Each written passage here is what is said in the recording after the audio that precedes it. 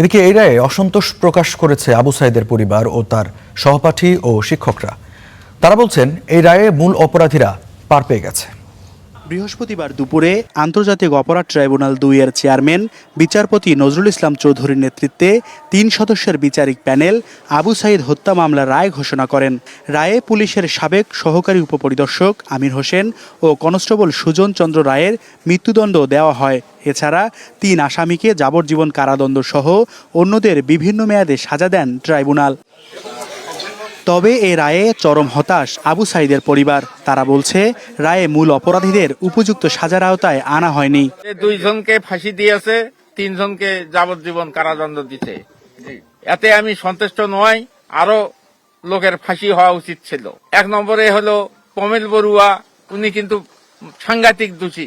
ওই আমার ছেলেকে অপদস্থ মারপিট করছে, লাঠিচার্জ করছে, গলা চিপি ধরেছিল, গাল বুকত থাপড়াইছে।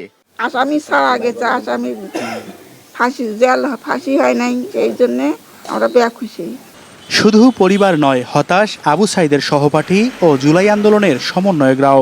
গুরুদণ্ডে লঘু শাস্তি দেওয়া হয়েছে এবং সেই সাথে আমরা দেখেছি এটা কিন্তু আসলে পুলিশের অনেক ঊর্ধ্বতন কর্মকর্তা রয়েছে। আমরা সেদিন ঘটনাস্থলে উপস্থিত ছিলাম।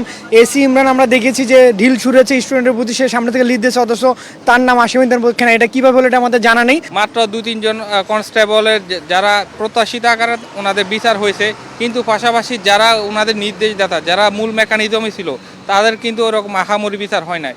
মামলার সাক্ষী অভিযোগ করেন এই রায়ে পুলিশের উচ্চপদস্থ কর্মকর্তা ও বিশ্ববিদ্যালয় সংশ্লিষ্টদের দায় মুক্তি দেওয়া হয়েছে। এখানে যারা যাবজ্জীবন যাদেরকে দেওয়া হয়েছে তারা নিশ্চিত তাদেরকে ফাঁসির আদেশ দেওয়া উচিত ছিল, কিন্তু বিজ্ঞ আদালত কি মনে করে যে তাদেরকে যাবজ্জীবন দিল। আর এই যে পমেল বড়ুয়া, যারা এই যে সম্পৃক্ত ছিল হত্যাকাণ্ডের সাথে, যারা ইন্ধনদাতা ছিল, তাদেরকে এত কম সময় বা কম একটা দিনের যে রায় দিয়েছে, আসলে এটা খুবই দুঃখজনক। মামলায় অভিযুক্ত ৩০ জনের মধ্যে গ্রেপ্তার হয়েছেন ৬ জন। সাবেক উপাচার্য সহ ২৪ জন এখনও পলাতক। Mahmud Rafin, star news, Rangpur.